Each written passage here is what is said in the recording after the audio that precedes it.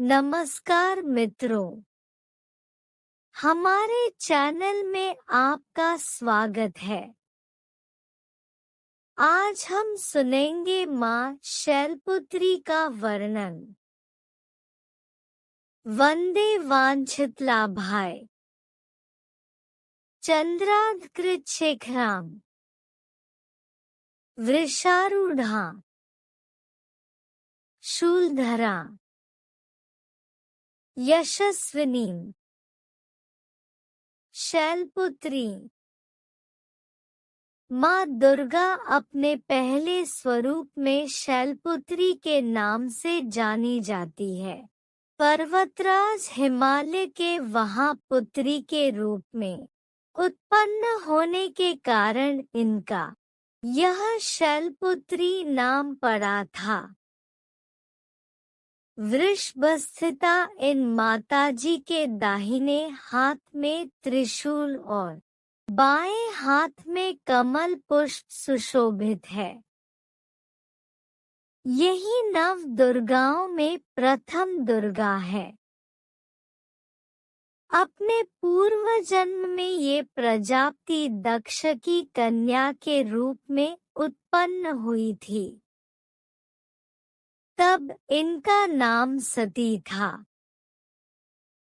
इनका विवाह भगवान शंकर जी से हुआ था। एक बार प्रजापति दक्ष ने एक बहुत बड़ा यज्ञ किया। इसमें उन्होंने सारे देवताओं को अपना अपना यज्ञ भाग प्राप्त करने के लिए निमंत्रित किया, किंतु शंकर जी को उन्होंने इस यज्ञ में निमंत्रित नहीं किया। सती ने जब सुना कि हमारे पिता एक अत्यंत विशाल यज्ञ का अनुष्ठान कर रहे हैं, तब वहां जाने के लिए उनका मन विकल हो उठा। अपनी यह इच्छा उन्होंने शंकर जी को बताई। सारी बातों पर विचार करने के बाद उन्होंने कहा, प्रजापति दक्ष किसी कारणवश हमसे रुष्ट है। अपने यज्ञ में उन्होंने सारे देवताओं को निमंत्रित किया है। उनके यज्ञ भाग भी उन्हें समर्पित किए हैं, किंतु हमें जानबूझकर नहीं बुलाया है। कोई सूचना तक नहीं भेजी है। ऐसी स्थिति में तुम्हारा वहां जाना किसी प्रकार भी श्रेयस्कर नहीं होगा। शंकर जी के इस उपदेश से सती का प्रबोध नहीं हुआ। पिता का यज्ञ देखने वहां जाकर माता और बहनों से मिलने की उनकी व्यग्रता किसी प्रकार भी कम न हो सकी। उनका प्रबल आग्रह देखकर भगवान शंकर जी ने उन्हें वहां जाने की अनुमति दे दी। सती ने पिता के घर पहुंचकर देखा कि कोई भी उनसे आदर और प्रेम के साथ बातचीत नहीं कर रहा है। सारे लोग मुंह फेरे हुए हैं। केवल उनकी माता ने स्नेह से उन्हें गले लगाया। बहनों की बातों में व्यंग्य और उपहास के भाव भरे हुए थे। परिजनों के इस व्यवहार से उनके मन को बहुत क्लेश पहुंचा। उन्होंने यह भी देखा कि वहां चतुर्दिक भगवान शंकर जी के प्रति तिरस्कार का भाव भरा हुआ है। दक्ष ने उनके प्रति कुछ अपमानजनक वचन भी कहे।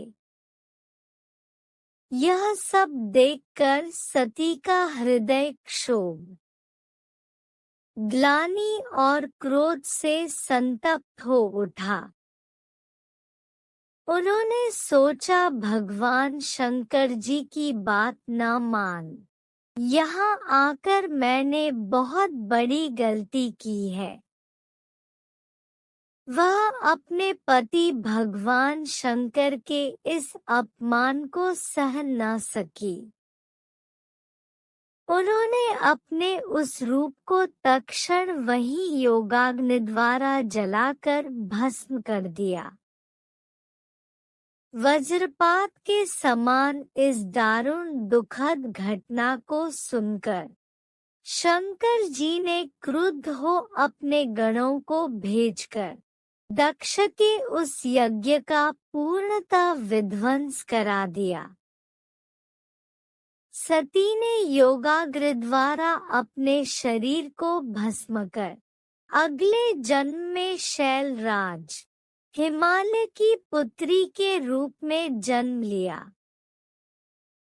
इस बार वह शैलपुत्री नाम से विख्यात हुई। पार्वती, हेमवती भी उन्हीं के नाम है। उपनिषद की एक कथा के अनुसार इन्होंने हेमवती स्वरूप से देवताओं का गर्व भंजन किया था। शैलपुत्री देवी का विवाह भी शंकर जी से ही हुआ।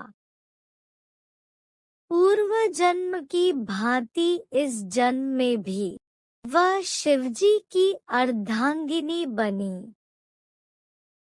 नव दुर्गाओं में प्रथम शैलपुत्री दुर्गा का महत्व और शक्तियां अनंत है। नवरात्र पूजन में प्रथम दिवस इन्हीं की पूजा और उपासना की जाती है। इस प्रथम दिन की उपासना में योगी अपने मन को मूलाधार चक्र में स्थित करते हैं। यहीं से उनकी योग साधना का प्रारंभ होता है। बोलो माँ शैलपुत्री की जय।